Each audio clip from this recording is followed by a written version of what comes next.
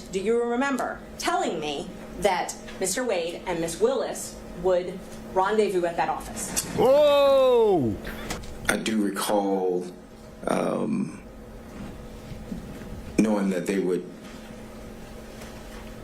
that he would go down to the office or had been down to the office, but I can't tell you in what capacity or when or any of that, no. Mr. Wade told you that they had sex at that office, though, correct? Whoa! Did Nathan Wade's divorce attorney, law partner, and friend just admit Nathan Wade and FANI Willis were having sex in the back room of her office? Do you remember telling me about Nathan and FANI coming to your office? He's under pressure. And spending time together at your office? No, I mentioned, I do recall testifying on the 16th that she had come to our office. And that was before she was elected as district attorney, correct?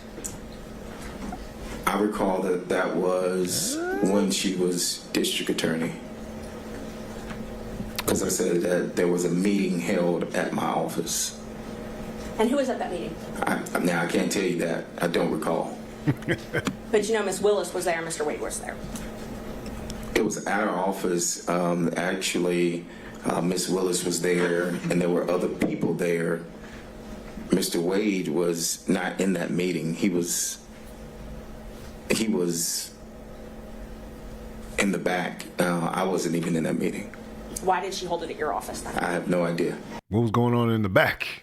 That's a question we need to ask.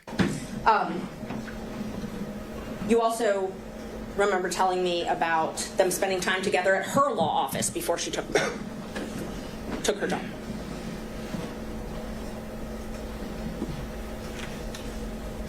I don't recall. Do you? I don't recall. Do you have something to? Well, what I'm asking is, let's back up a sec. So Ms. Willis rented a law office from the Evans firm, or Andrew Evans and another lawyer, I think Stacy Evans.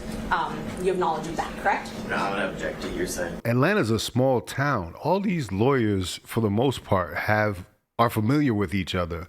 In fact, Miss Merchant, the lady who's asking the questions, was texting Terrence Bradley about this case and exchanging emails. In fact, Terrence Bradley is the one who brought the information forward that gets us to this point. Nathan Wade also knows Miss Merchant. How to respond to that? Hearsay. I'm asking if he knew that she rented offices. He may have been there. Right. He may have seen a business card or something at some point. I think you can answer that. I've never been to Miss Willis's office when she was in private practice. I've never dealt with where she rented. I didn't even know where her office was. So. Do you remember, though, knowing that she rented an office? Yes. From the Evans? Yes. You did know yes, that? That is correct, yes. Okay. And do you remember telling me that Mr. Wade and Miss Willis would rendezvous at that office? Whoa! I'm going to object to, again, hearsay as to how. They having rendezvous at the office. You know what a rendezvous means, right? How he knows that information. He said he has no personal knowledge. He did not say he has no personal knowledge, Judge. He hasn't even answered it. No, he said in general he had no personal knowledge, so it's not been established the source of how he would know this because he said he's never been to her office. All right. Ms. Merchant, if you, I know you're trying to impeach him by a prior inconsistent statement, but unless you can first back up and show why each statement is actually something that you had knowledge of, I don't know if this is going to be relevant. And Judge, I'm not even there yet, but again, a speaking objection, and so now I would anticipate what our response is going to be next. I didn't ask anything that was objectionable, but these objections are coaching the witness. I asked if he had knowledge. That's it. I didn't ask, did someone say this to you? I didn't ask, what did this person tell you? Yeah, it was frustrating how many objections she was getting back and forth. You know, they really, every question she asked almost was objected to, it seemed like. I asked if you knew. Well, no, you're asking if you had knowledge, and then you say of something specific. So, Judge is trying to Once lead I in the get an right answer direction. to that, if he has knowledge, then I will follow up with where that knowledge came from. all right, well, let's try again.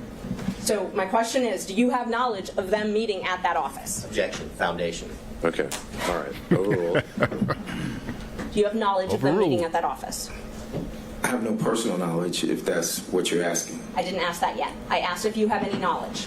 Objection, that would be hearsay. Overruled. Not if it came from Mr. We Wade, don't know where it Judge. came from. So he said, how do you know, Mr. Bradley? This is How do you know? exciting. Any knowledge that I would have received would have come from my client at the time. Okay, so you had knowledge of this place that Ms. Willis worked. What did you know about them meeting at that office? Objection, hearsay. It's not hearsay, Overruled. Judge. Wouldn't be how he knows it, and then you ask the next question. All right, he's already asked the next question.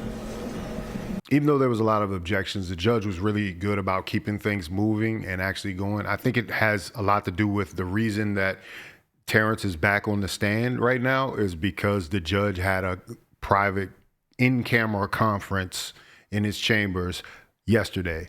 And so he knows exactly what Terrence knows as far as, you know, what he said, and was able to call this because of that. All the objections that are coming up, the judge is still like, well, I've got the final say in this, and I kind of know what's going on here. So you can object all you want, but seems like the judge isn't being deterred by a lot of objections from the state. Can you repeat the question? Yes. How do you have knowledge? What knowledge did, well, you just told us. You told us Mr. Wade told you. So tell us what Mr. Wade told you about Ms. Willis and Mr. Wade meeting at the Evans office.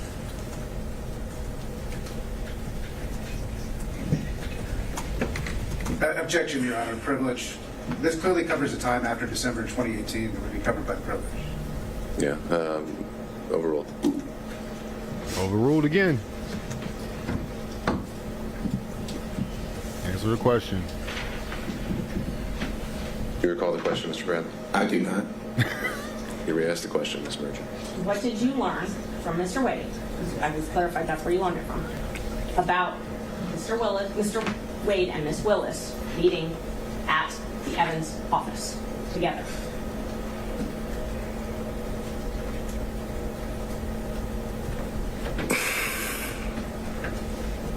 I don't object to ask and answer. He's testified that Do you have an answer? We haven't heard an answer. He testified he had one this conversation with guy. Mr. Wade in the back of his law office. No, and his answer may change. So Tip him overruled. off as to how to answer the question. I can't recall what the conversation was. I do recall knowing that he would go down to the office or had been down to the office, but I can't tell Spit it out. you in what capacity or when or any of that. No. Oh, so he was down at the office. I would like to get a time frame on when he was down at the office, because if he was down at the office prior to him being put in that position, you know? I do recall knowing that he would go down to the office or had been down to the office, but I can't tell you in what capacity or when or any of that. No. Mr. Wade told you that they had sex at that office, though, correct? Whoa! I don't recall him saying that. No. You don't recall it. No. So it's possible he did say that. You just don't remember one way or another? I do not remember him saying that. And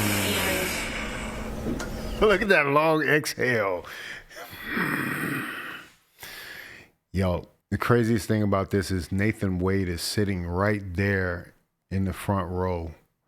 So much so that the attorney that was speaking right there had to ask them to stop coaching Terrence Bradley. They were saying that Terrence was over there looking, and then he would change his answer based on whatever he was getting from that area. Terrence Bradley said his lawyer was behind them, but it's kind of odd. It's kind of intimidating too, to tell the truth, to have Nathan Wade, the guy who you're about to basically spill the beans on, be right there looking you down. But I mean, I guess it's his right to sit there in the courtroom and hear this testimony. do you recall that he had a garage door opener to either a house or a condo or something like that of Miss Willis's? That could I've never seen a garage door opener. That could indicate something You always have your girlfriend's keys or her garage opener so you can get in, in the middle of the night or whatever you might be doing. That indicates a certain type of relationship, I would say. And so that's a serious thing. But Do you recall that he had a garage door opener to either a house or a condo or something like that of Miss Willis's? I've never seen a garage door opener. I've never been to Miss Willis's house. I've never been to, and I'm trying to explain, I've never been. So no, I do not have any personal knowledge of him having a garage door opener. Okay, let me ask the question again. Yes, ma'am. I didn't ask if you have personal knowledge, like as in you saw it. Do you have any knowledge at all from Mr. Wade or any source that he had a garage door opener to access one of Miss Willis's residence? And I'll object to any source as to hearsay. All right, depends on the source. Overruled. No, I don't have any knowledge. So when you told me that, did you just make it up? oh, you told her that. Do you have something that shows that I told you that? Yes, we're going to go through all the texts we can, but so was that made up though? But I'm going to object because I I don't. don't recall him having. Mr. Riley, just I'm a going to second. object under 106 as the rule of completeness. I don't have that text message or any text messages that indicate that, Your Honor. And I don't have, if it was a text, we had that conversation. I actually think it was when he was on speakerphone and Mr. Merchant was there, but I'm not sure. But So this is interesting because once again, Terrence Bradley is an attorney. And so his questions are very calculated and very crafted so that he doesn't incriminate himself. And if he is, in fact, trying to protect Nathan Wade or FANI Willis at this point, then he really kind of kept it very vague. You didn't get a whole lot of information.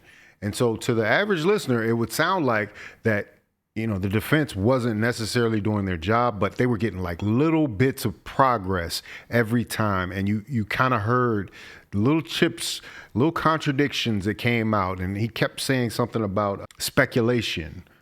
He said, I speculated that. He was like, oh, so later on, speculation comes up in that word. And they're like, is that just lawyer speak for you lied to Miss Merchant, the attorney that's speaking to you here? Yeah, man, this is a crazy case, man. And it's all playing out in front of the public eye, as it only should, Let us know what's really going on. I wish more cities would do this type of coverage of or more counties would do this type of coverage of their court system, because it would give the public a chance to decide whether or not justice was served or whether somebody is being railroaded or whatever. But you get to hear exactly what they're saying, you know what I mean? But it remains to be seen. They'll be back in court on Friday, so stay tuned, man. They could have a ruling on this case to see if FANI Willis and the DA's office in Fulton County will be removed from the Donald Trump Fulton County election interference case. Stay tuned. Anyway, if you like this video, like, comment, subscribe, hit the bell notification for all uploads. If you want to watch more, please watch one of these videos down below. This is Faucette Media.